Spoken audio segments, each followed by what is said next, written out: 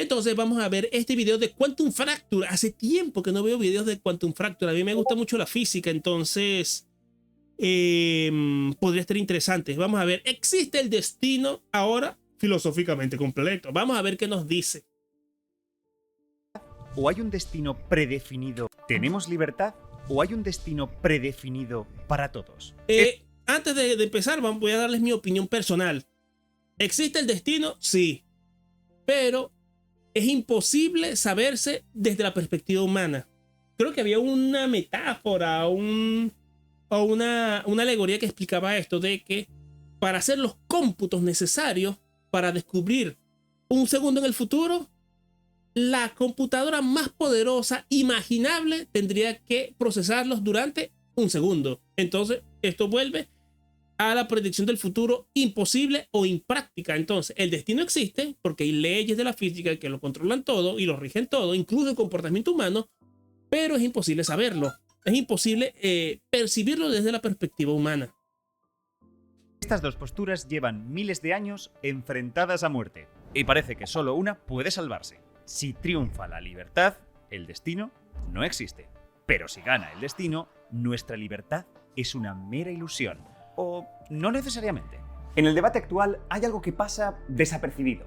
La pelea está amañada y esconde trampas conceptuales importantes. Hace 8 años, en Quantum Fracture nos preguntamos si existe el destino. Oye, pero mira, el C de Ciencias estaba un jovencito, estaba nuevo aquí. Oye, el C de Ciencias.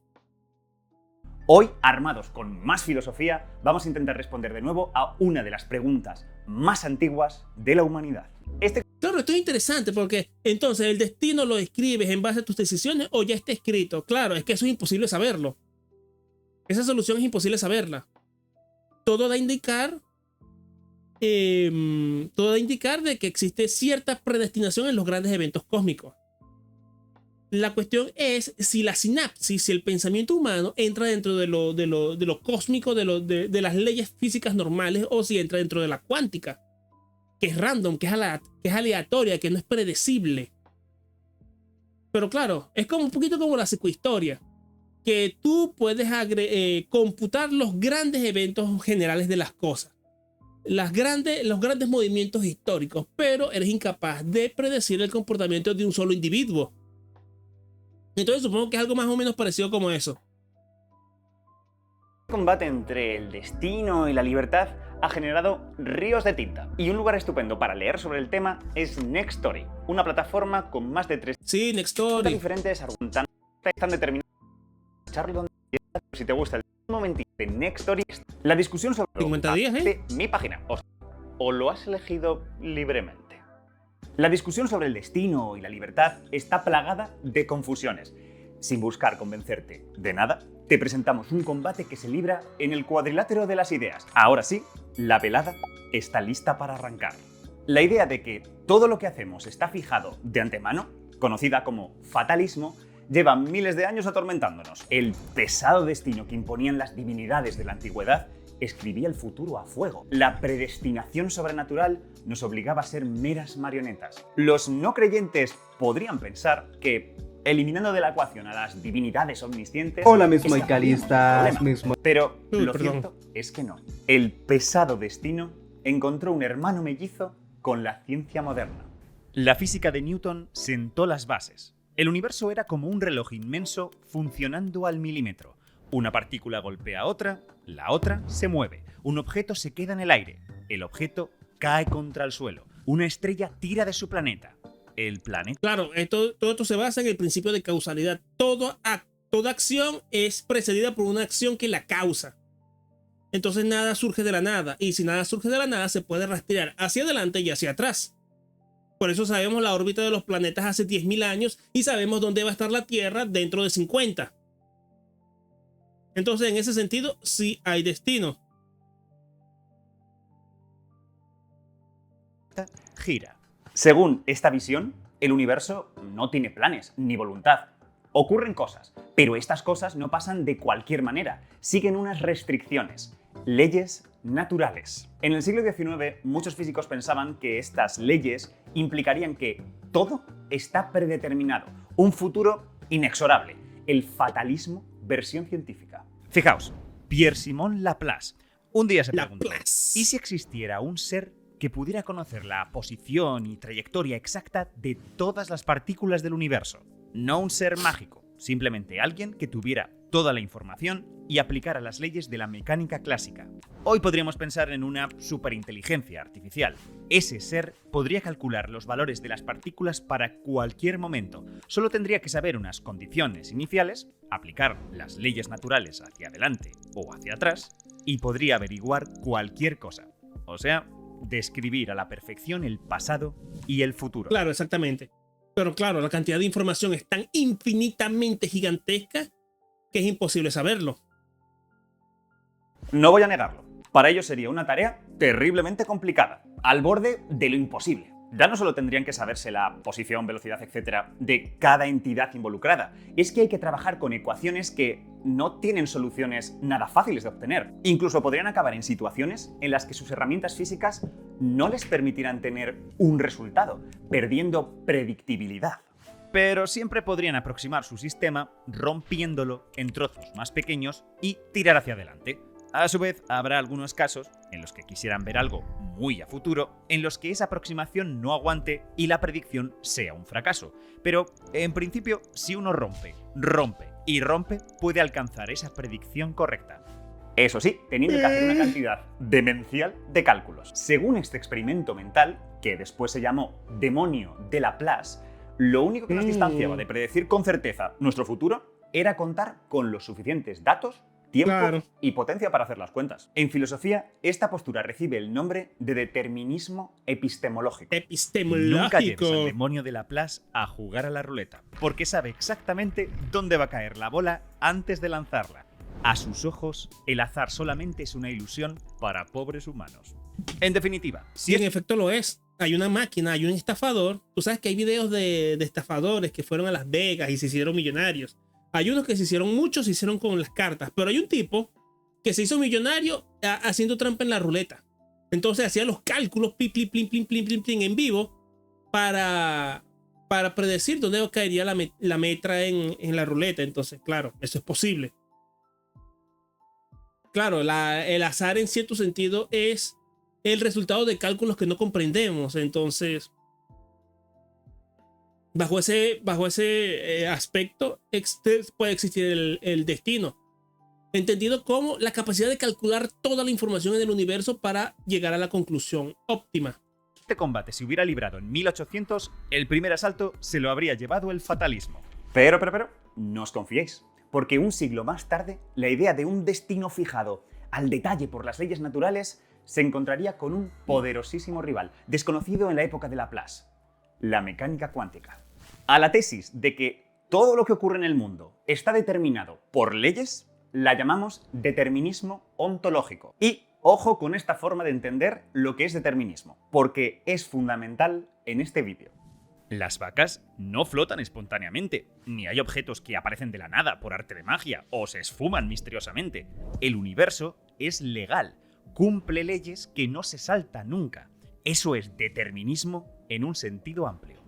Sin embargo, que la realidad tenga restricciones naturales, que esté determinada, no quiere decir que todo lo que suceda esté ya prefijado con exactitud. Quiere decir tan solo que no puede ocurrir algo que vulnere esas leyes. Esto es importante. Determinismo no es lo mismo que fatalismo. Para verlo más claro... Claro, lo que está diciendo es básicamente que las leyes de la física son inviolables. No hay forma conocida de violar la ley de la física. Entonces, todo lo que se rige por las leyes de la física se puede predecir.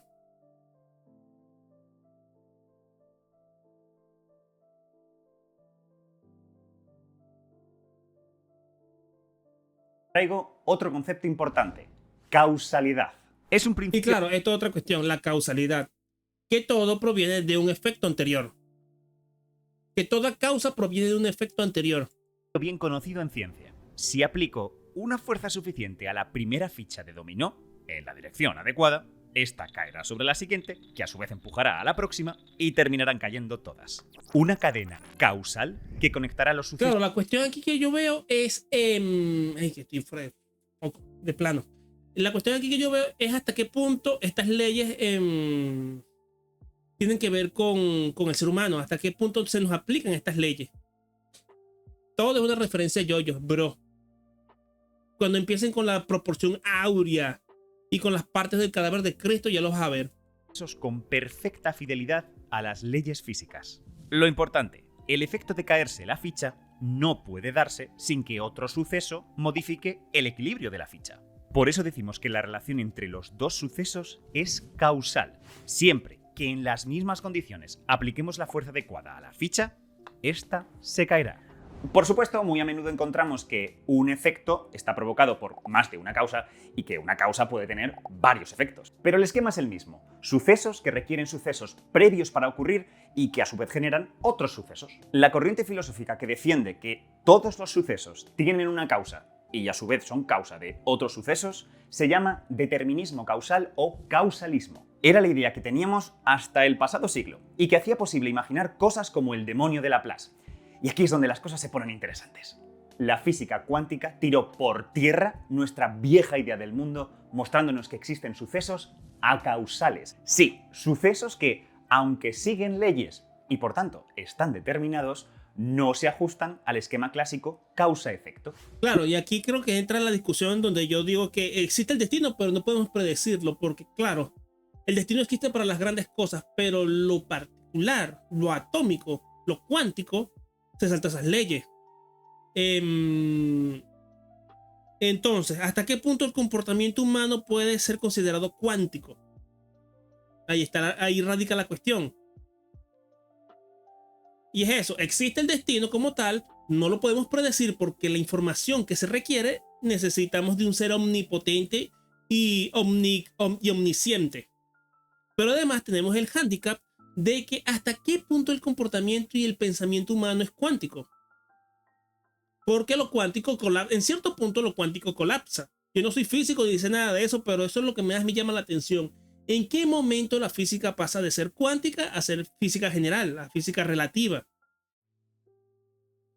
Un ejemplo lo tenemos en la desintegración de un núcleo inestable, como el carbono 14. Esta desintegración se produce sin acción externa alguna. Lo mismo podríamos decir sobre algunas partículas fundamentales, como los muones. Se transmutan en otras partículas sin una causa previa. Podríamos pensar que esto es problema nuestro, que somos unos ignorantes, que existen variables ocultas que se nos escapan, causas que la mecánica cuántica no es capaz de atrapar. Sin embargo, los experimentos no van a favor de esto. Nos indican justamente que tales variables ocultas no están ahí, como ya explicamos en este vídeo. Por raro que parezca, el carbón se desintegra sin una causa previa. De hecho, no podemos predecir cuándo se va a desintegrar un núcleo en concreto. Tenemos que conformarnos con calcular las probabilidades para millones de ellos. Son sucesos verdaderamente aleatorios, no como los del casino.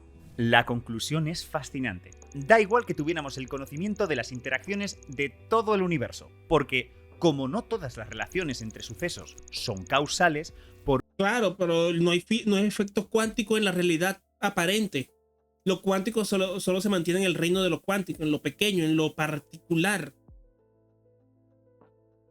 en lo atómico. Atómico referido como que no se divide, los bloques más fundamentales, pero en algún punto lo cuántico colapsa, lo cual las leyes cuánticas dejan de operar y operan las leyes físicas que conocemos, la gravedad y esas cosas. por mucho que conozcamos las condiciones. Y lo cuántico, Jackson, es lo que opera en las cosas infinitesimalmente pequeñas, más pequeñas que las partículas. Lo que ocurre con las partes que componen un átomo. Esos son los que tienen efectos cuánticos. Iniciales al detalle, no vamos a poder calcular el estado final de forma completa. Vamos, que no podemos partir de la materia cuántica para predecir de forma inequívoca que miles de millones de años después estarás viendo este vídeo. En otras palabras, si haces una apuesta con el demonio sobre unos núcleos a punto de desintegrarse, no está tan claro que vayas a perder. Adiós al sueño de Laplace, adiós al fatalismo y adiós al causalismo. Pero atentos a esto. No, pero yo no creo que haya cómics de Ant-Man hablando de eso. Lo del reino cuántico se lo inventaron más o menos para las películas, creo yo. Aunque no, porque Átomo también tuvo una temporada viviendo en un reino cuántico o algo así, pero es de la competencia. El determinismo ontológico de nuestra definición sigue plenamente vigente, ya que la desintegración de tales partículas obedece las leyes a rajatabla. No es que los sucesos ocurran a lo loco, están determinados, pero de una manera que no es causal. Dicho de otro modo, el determinismo causal es solo una forma de determinismo, no es la única. Así que cuando hablamos de determinismo, si hacemos buena filosofía, no nos referimos a la predestinación, al destino, por mucho que algunos físicos se empeñen en usar la palabra determinismo con estas connotaciones. Entonces, te estarás preguntando, si tenemos buenas razones científicas y filosóficas para pensar que el predeterminismo y el causalismo son falsos, ¿podemos celebrar ya el libre albedrío, romper con las cadenas del destino y gozar con nuestros superpoderes de decisión? No. No tan rápido. Discutir sobre si existe o no el libre albedrío era uno de los pasatiempos favoritos de los teólogos medievales. Algunos autores clásicos definían el libre albedrío como la capacidad de las personas de haber actuado en idénticas circunstancias de una forma diferente a como lo han hecho. Suena bien, ¿verdad? Pues siento ser bueno. Ya entendí. Pero si hubiera una manera de poder expandir lo cuántico de manera sostenible, no podríamos romper la física en efecto. Si se dieran ahorita mismo los efectos cuánticos, desaparecería una parte de mi mano y aparecería en Neptuno, aparecería y me desaparecería a lo largo de Santiago de Chile. Planetas cambiarían de órbita cada 5 minutos, cosas así. Entonces eso es lo que mantiene la física actual. Hay una, creo que se llama constante de Planck, que es el numerito que indica cuando los efectos cuánticos se limitan. Creo que es ese, puedo estar equivocado, la constante de Planck. Entonces ese numerito es el que permite que pasemos de los efectos cuánticos para las partículas a los efectos de la relatividad general y de la física relativista de Einstein. Porque imagínate si hubieran efectos cuánticos en la vida cotidiana, sería una locura. Fiestas, pero esa es una mala definición de libre albedrío. Es algo parecido a cuando un amigo te pregunta, ¿qué harías tú si estuvieras en mi lugar? Pues pensad en esto, harías lo mismo que él, porque estarías en su lugar. Hombre. Tendrías sus mismos condicionamientos, sus mismos deseos, sesgos, capacidades. Si las circunstancias fueran idénticas, ¿no haríamos en todo momento exactamente lo mismo que hicimos? No conformes con la versión anterior, otros pensadores plantearon un libre albedrío absoluto. Solamente somos libres de verdad si causamos nuestras propias acciones sin que nada nos determine. Reposad esto un segundo. Y eso es imposible. Todos somos determinados. Si no es por la física, por nuestra psique, por la gente, por nuestro contexto, por esto. Entonces sí, somos determinados. Si nada nos determinara, si fuéramos indeterminados, actuaríamos arbitrariamente al tuntún, sin seguir un plan. Claro, seríamos todos random. ¿Por qué caminar con un pie delante del otro? ¿Por qué no caminar con las manos? Estoy siendo determinado. ¿Por qué ponerme los pantalones si podría ir desnudo por la calle? Estoy siendo determinado.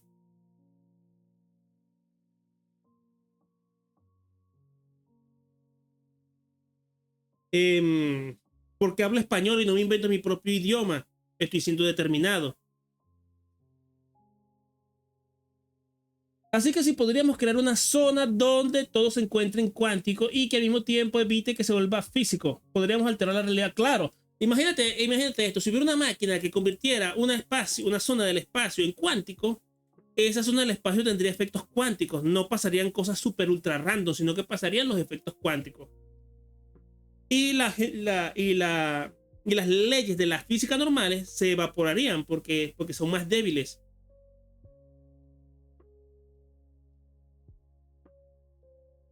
Esta constante indica que la energía no es continua, supongo que estarás hablando de la constante de Planck, sino que viene de paquetes o cuantos, eso es correcto.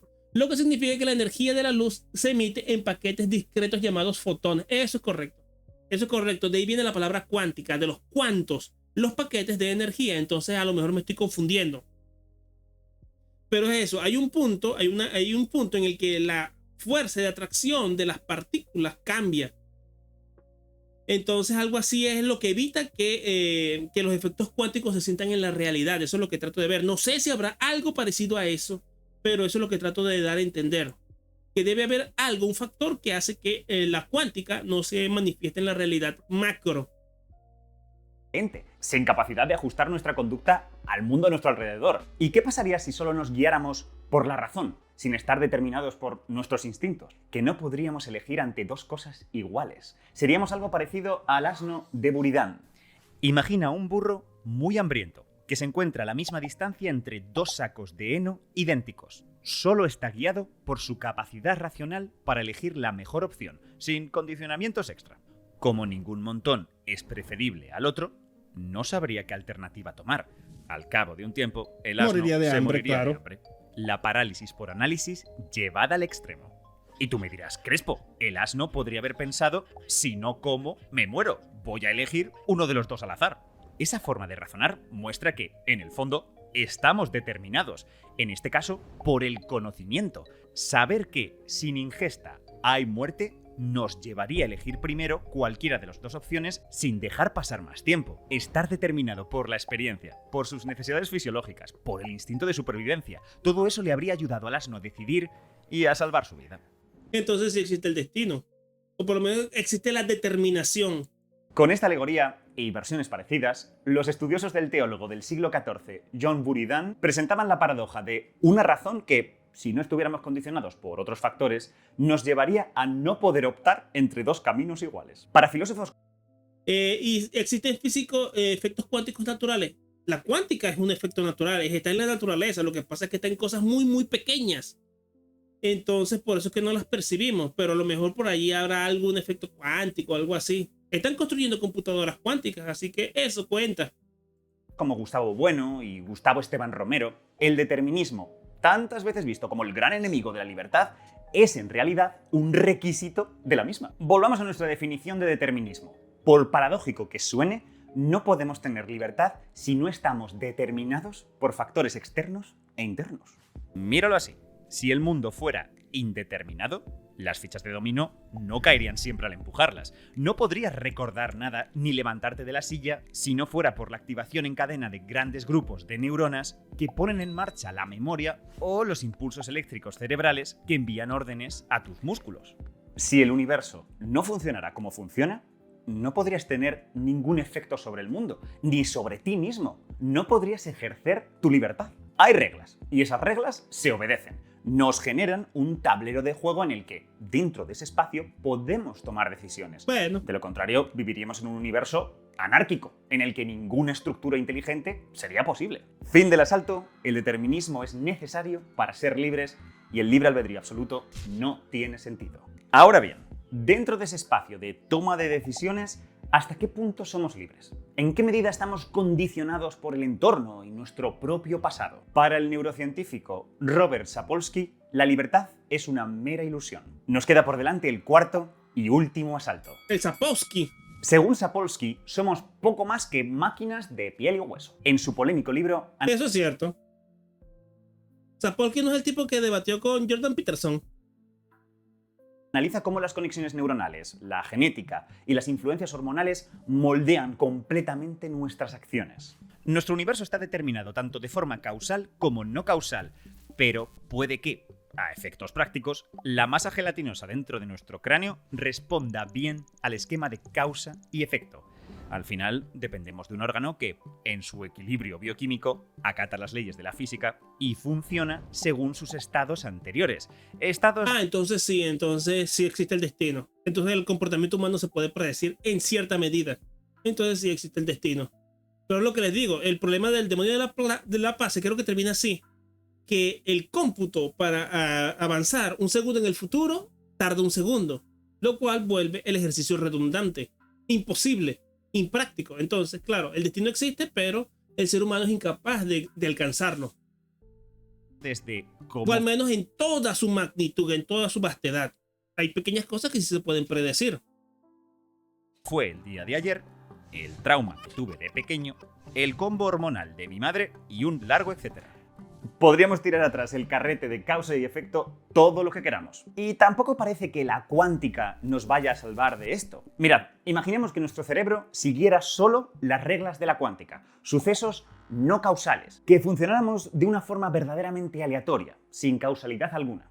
Si resulta que he escogido tomarme un helado de pistacho en vez de uno de turrón por culpa de una neurona activada después de un triple tirabuzón de un ión catapultado por una transición cuántica, pues genial. El pistacho se ha elegido por puro azar, no porque yo lo eligiera, no porque yo tenga control de la situación. Actuar de forma completamente azarosa, desde luego, no es ser libre. Seríamos erráticos e imprevisibles. Entonces, ¿de dónde viene esta clara sensación de control, de estar viviendo la película? Para Sapolsky, nuestra libertad es como un espejismo producto de la consciencia, una especie de efecto colateral que no influye en nosotros mismos. Eso se llama un epifenómeno. El sonido que hace un motor al funcionar no afecta al funcionamiento del motor. Pues algo parecido. Y Sapolsky sabe cómo defenderlo. El famoso experimento de Libet de los años 80 parecía mostrar que el impulso eléctrico de nuestras neuronas se produce momentos antes de que seamos conscientes de haber decidido mover la mano, como si nuestro cerebro hubiera tomado ya la decisión y nosotros nos diéramos cuenta más tarde. Eso es cierto, sí. El experimento recibió sus críticas, pero después se han hecho otros, mejores, que apuntan en la misma dirección.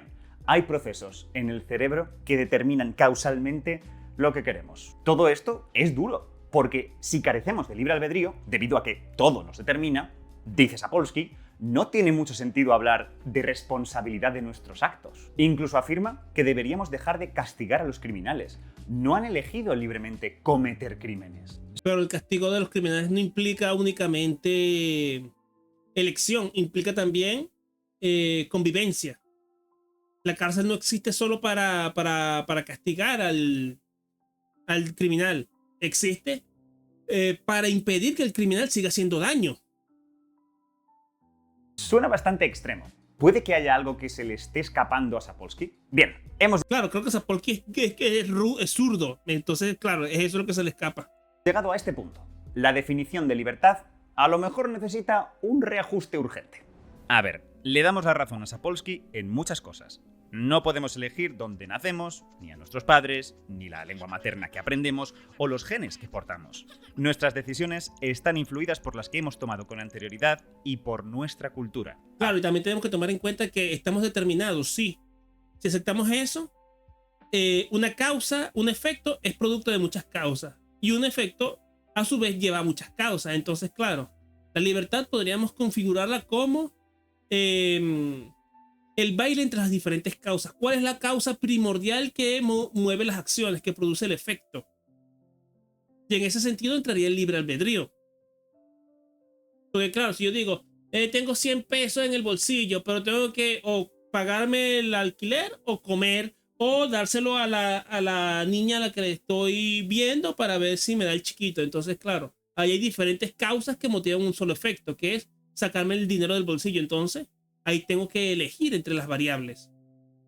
Además, la mayor parte de los procesos que suceden en el cerebro y el resto del cuerpo son inconscientes. Pero mientras las acciones conscientes sean voluntarias, las controlemos racionalmente y tengan coherencia con nuestros deseos y planes de vida, podemos decir que tenemos libertad. Es la visión que comparten autores como el neurocientífico Kevin Mitchell, para quien la libertad tiene además un sentido evolutivo. Tener alternativas reales de acción requiere una gran maquinaria de procesamiento que vaya haciendo trabajo en segundo plano para poder hacerlo en primer plano cuando toque. Tal vez no podamos elegir desear mover la mano, pero podemos decidir no moverla aunque lo deseemos. El filósofo Schopenhauer lo expresó así: una persona puede hacer lo que quiere, pero no puede querer lo que quiere. En principio, no elegimos lo que quiere, pero una persona puede hacer lo que no quiere, puede querer lo que quiere. pero no puede querer lo que quiere. Hombre.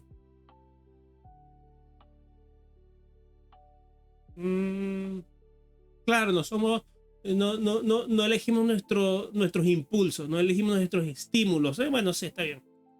En principio, no elegimos lo que deseamos, pero podemos ejercer cierto control sobre ello y frenarlo, o Oye, ¿pero qué? ¿Pero qué es lo que querías? ¿El caramelo o otra cosa del niño? Upa. dejarnos llevar. Si te sabe a premio de consolación, estás en lo cierto. Es una libertad parcial, limitada, pero al menos es manejable y nos permite hablar de grados. no es blanco o negro. Según el grado de condicionamiento, habrá un mayor o menor grado de libertad. Por eso hay personas que tienen una mayor capacidad de control que otras. No es lo mismo un niño de 2 años que un adulto. Tampoco es lo mismo una persona sana que otra con un grave trastorno mental.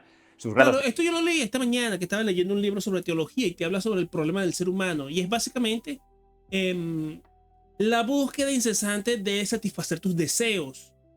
Y lo vemos en los bebés, que ellos son puro deseo.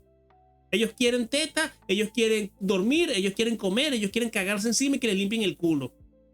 Pero cuando vamos creciendo empezamos a asumir responsabilidad sobre nuestras acciones. Empezamos a ser nosotros los que tenemos que obtener lo que deseamos. Y ahí se empiezan a generar, digámoslo así, discrepancia entre lo que se desea y lo que se puede conseguir. Y es esa administración entre lo que se quiere y lo que se desea lo que determina el movimiento humano, el comportamiento del ser humano. Entonces aquí también podríamos hablar de cierto grado de libertad. ¿Hasta qué punto el ser humano es capaz de renunciar a ciertos grados de deseo en base a su responsabilidad? De libertad serán distintos. Lo bueno es que con más conocimiento, una persona puede terminar siendo más libre. Por ejemplo, si alguien se forma bien sobre los efectos a corto y largo plazo de consumir ciertas sustancias, tendrá más herramientas y argumentos para oponerse al deseo de consumir. Para Mitchell, la cuestión habría que plantearla al revés de como lo hace su colega Sapolsky. El determinismo es nuestro mejor aliado para entender la libertad.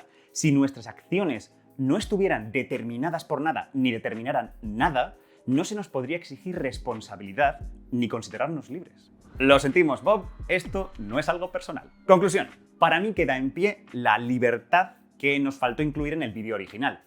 Y quizá te sepa a poco, pero yo creo que es más realista y encaja con el conocimiento filosófico y científico de nuestro presente. Volviendo a la pregunta, ¿existe el destino? Si entendemos como un plan predeterminado, una cadena causal eterna, inmutable, hay... Sí, existe. Es como la psicohistoria, para que tú veas otra de las cosas que predijo Asimov. Es básicamente la psicohistoria. Podemos predecir los grandes movimientos sociales y del cosmos, pero somos incapaces de predecir el comportamiento individual. Muchos argumentos para pensar que no. Pero hemos visto que tampoco estamos indeterminados, ni gozamos de libertad absoluta. No somos demonios de Laplace, ni tampoco asnos de Buridan. Nuestros poderes como humanos son limitados, pero diría que son reales, como nuestra libertad. Espero haber contribuido a aclarar las ideas de esta interminable discusión y lo que ocurra a partir de ahora está en parte en tus manos. Y esto es todo por hoy. Recordad, 50 días gratis de Next Story. Estuvo bien el videito.